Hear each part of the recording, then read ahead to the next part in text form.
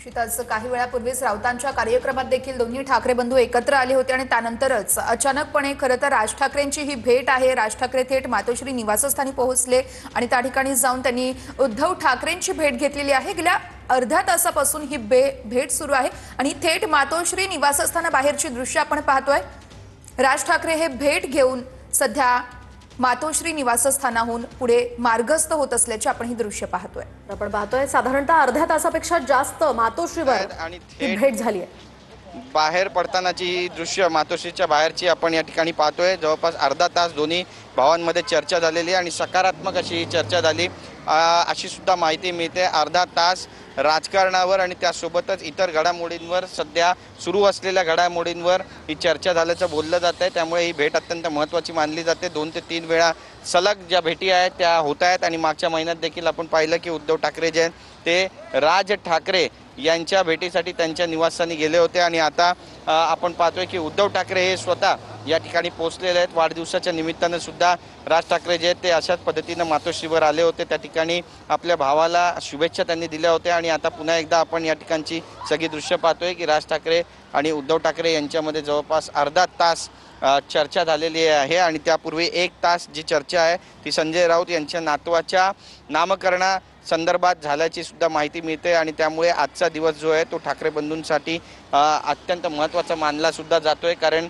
महाराष्ट्रात सुरू असलेलं राजकारण त्यासोबतच बाळासाहेब ठाकरे यांच्याबाबत ज्या काही आरोप प्रत्यारोपांच्या मालिका सध्या सुरू आहेत त्याबद्दल देखील दोन्ही भावांमध्ये प्रामुख्याने चर्चा झाल्याची माहिती सूत्रांकडून मिळते आणि त्याचे काही दूरगामी परिणाम आता दिसणार आहेत का हे सुद्धा पाहणं महत्त्वाचं ठरणार आहे। एक मात्र निश्चित आहे की येत्या काही दिवसांमध्ये जी माहिती सूत्रांकडून मिळते त्यानुसार दोन्ही पक्ष जे आहेत ते एक पत्रकार परिषद घेतील आणि युती संदर्भातलं महत्त्वाचं जे विधान आहे ते सुद्धा करणार असल्याची माहिती मिळते आणि युती जाहीर होणार असल्याची जी माहिती आहे ती या निमित्तानं मिळेल असं सुद्धा बोललं जातं। एकंदरीतच काय घडामोडी या संदर्भात घडतील हे सुद्धा पाहणं महत्त्वाचं ठरणार आहे। पण आत्ताच्या घडीची सगळ्यात महत्त्वाची आणि मोठी बातमी ती म्हणजे राज ठाकरे आणि उद्धव ठाकरे यांच्यामध्ये जवळपास अर्धा तास मातोश्री या उद्धव ठाकरे यांच्या निवासस्थानी चर्चा झालेली आहे, बैठक झालेली आहे।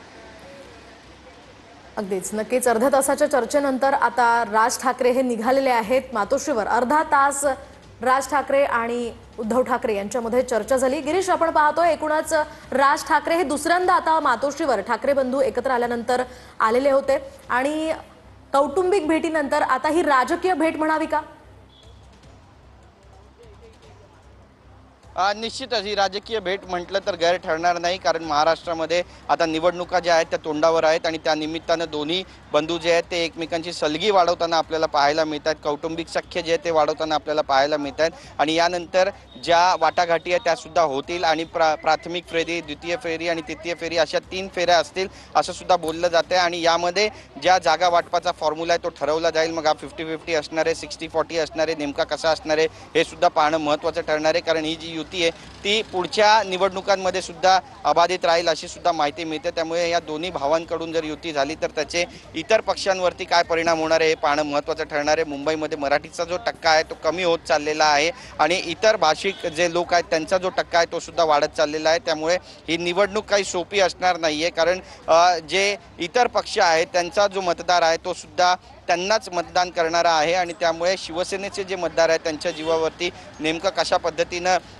मतक आपल्याकडे खेचली जाणार आहेत हे पाहणं महत्त्वाचं ठरणार आहे आणि याबाबतच दोन्ही भावांमध्ये चर्चा प्रामुख्यानं होत असल्याची जी माहिती आहे ती सुद्धा मिळते आणि एक काहीतरी स्ट्रॅटेजी या निमित्तानं आखली जाणार आहे का हे सुद्धा पाहणं महत्त्वाचं ठरणार आहे। दोन्ही भावांमध्ये चर्चांच्या ज्या फेऱ्या आहेत त्या सध्या वाढत असल्याचं चित्र आपल्याला पाहायला मिळतात। अत्यंत गोपनीयता या सगळ्या बैठकींबाबत पाळली जाते, कुणालाही काही कळू दिलं जात नाहीये। मात्र आतल्या बऱ्याचशा सगळ्या घडामोडींकडे आपलं लक्ष असणारच आहे। तुर्तास धन्यवाद दिलेल्या माहितीसाठी।